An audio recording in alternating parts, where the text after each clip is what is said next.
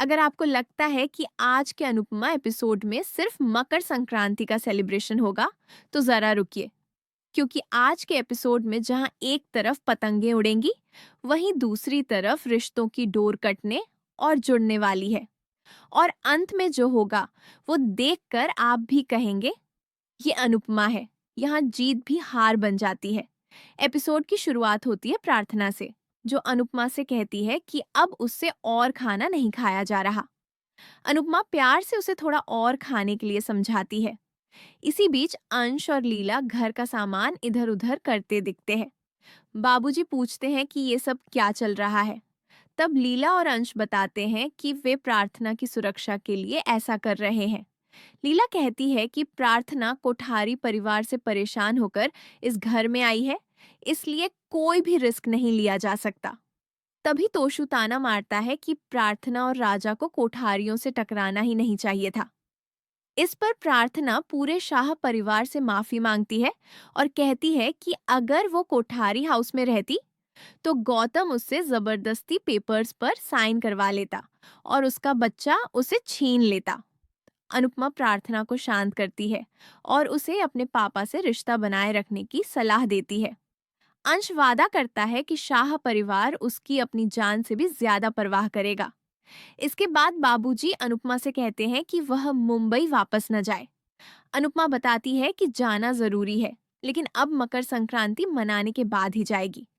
वह सोचती है कि उसने अब तक रजनी से बात नहीं की।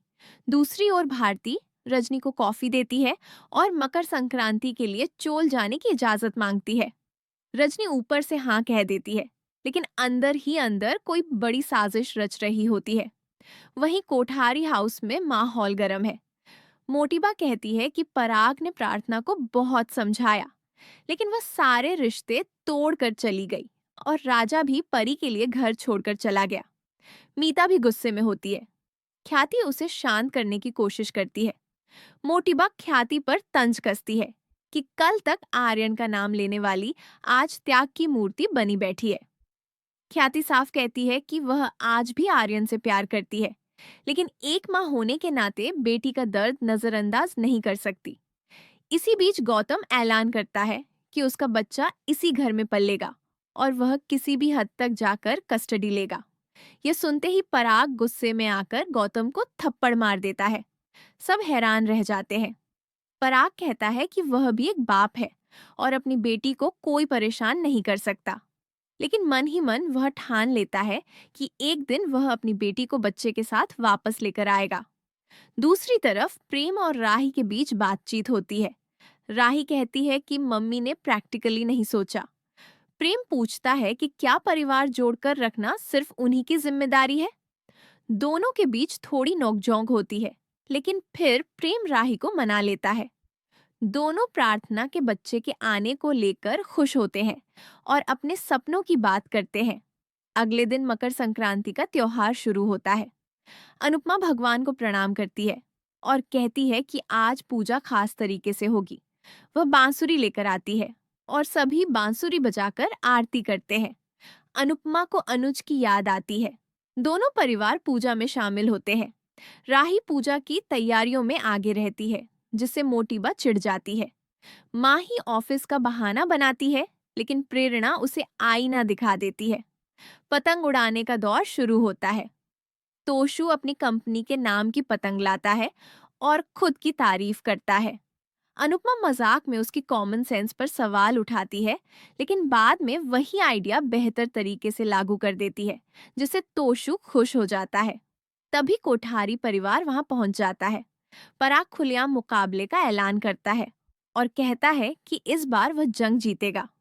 अनुपमा कहती है कि वह किसी की पतंग नहीं काटेगी, लेकिन हालात उसे मैदान में खड़ा कर देते हैं। मुकाबला तेज होता है। आखिरकार पराग अनुपमा की पतंग काट देता है और जीत का जश्न मनाता है। शाह परिवार हैरान रह जाता है, लेकिन अनुपमा मुस्कुराती है। बाबूजी समझ जाते हैं कि अनुपमा जानबूझकर हारी है। अनुपमा कहती है कि रिश्तों की खुशी जीत हार से बड़ी होती है। लेकिन दोस्तों, ये खुशी कितनी देर टिकेगी?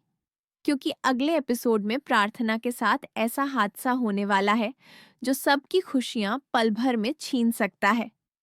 क्या प्रार्थना और उसका बच्चा सुरक्षित रह पाएंगे? क्या ये त्योहार किसी नई जंग की शुरुआत बनेगा? आज का एपिसोड आपको कैसा लगा कमेंट में ज़रूर बताइए। वीडियो पसंद आया हो तो लाइक करें और ऐसे ही डेली अपडेट्स के लिए टाइप करना बिल्कुल न भूलें।